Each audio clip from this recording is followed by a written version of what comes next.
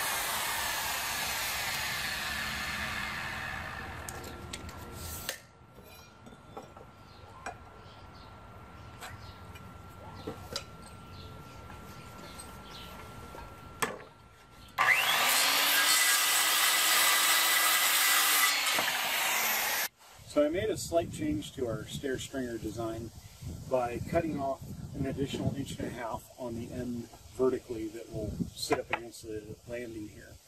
That allows me to actually put a vertical 2x6 piece in as the riser on each step. I did that for a couple of reasons. One's aesthetic, that way you don't see through. And then the second reason is that if we ever need to bring washer, dryer, backup refrigerator, freezer out of this back porch with a hand truck, it will be strong enough as you go over the edges of the steps that they won't be bowing down.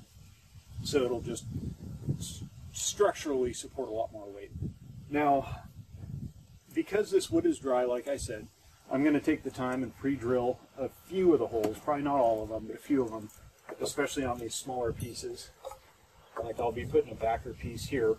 I don't want it to split out. So by just pre-drilling, that eliminates a lot of that risk. So just do that real quick. Making sure my fingers aren't on the backside,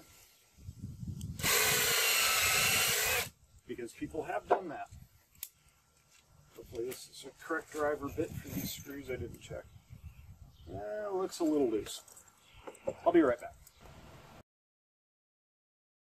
Now we're in business. Like I said, I'm going to install a 2x6 horizontally across here. I've got this little backer piece to provide a spot to actually face nail or face screw this 2x6 into this block. I could potentially toenail or toe screw the 2x6 in, but this is just a lot easier, a lot stronger. So I'm going to flush it up to the back side of this 4x4 post and go for it.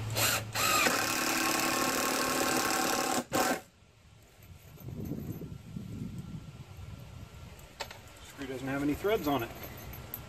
Every now and again you'll run into a screw that they didn't roll the threads out properly.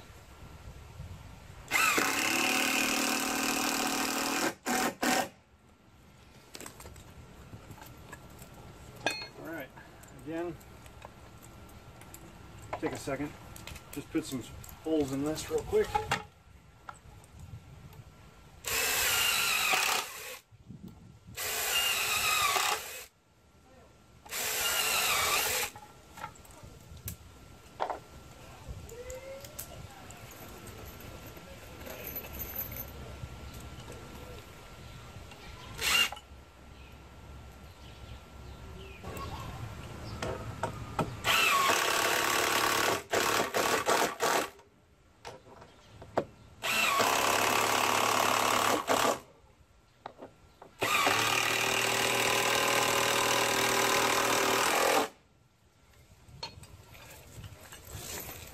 Alright, on this end we're so far from the end of the board that I'm not really worried about it cracking.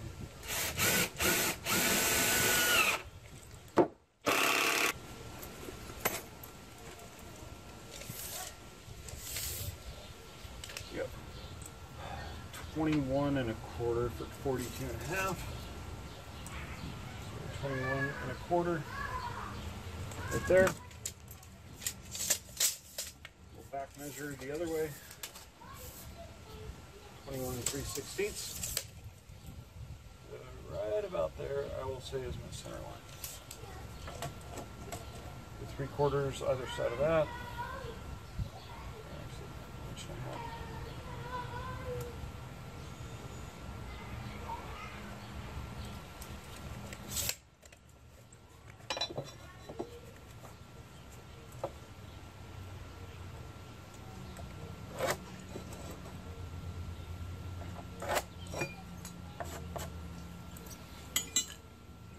So there's where my center stringer is going to go.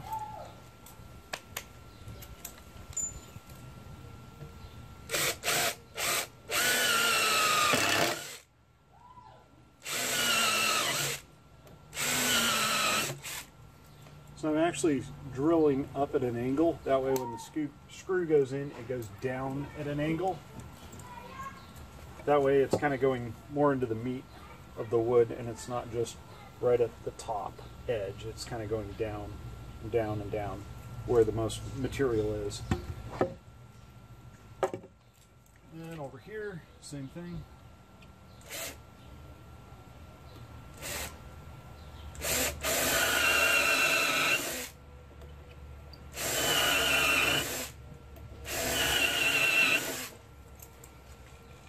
Here, we're going to come in kind of at a compound angle.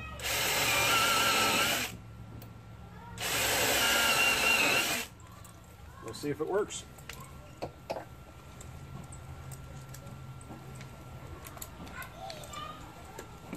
Now this is the fun part where I get to crawl around underneath.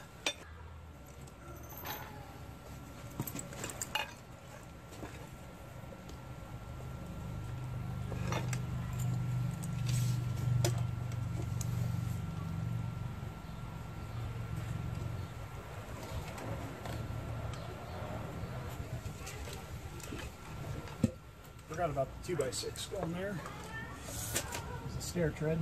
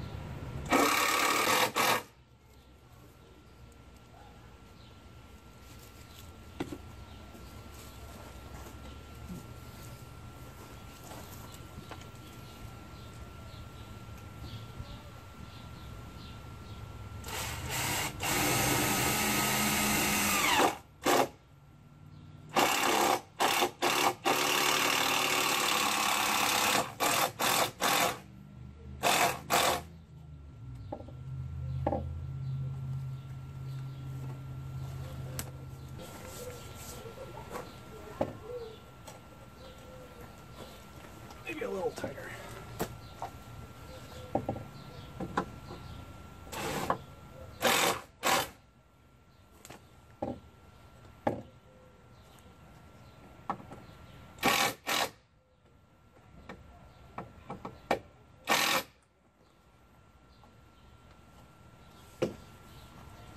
All right.